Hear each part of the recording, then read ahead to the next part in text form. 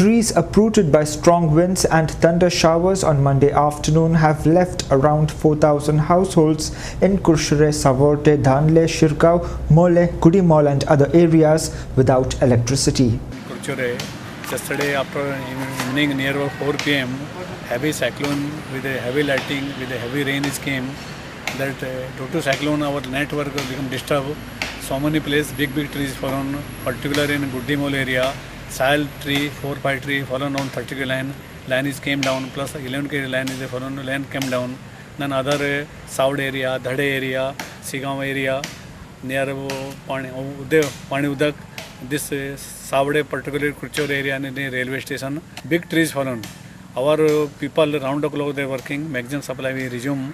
Due to this heavy cycloning, near about 10 lakh government loss in happened to our network, which we are rectify continue.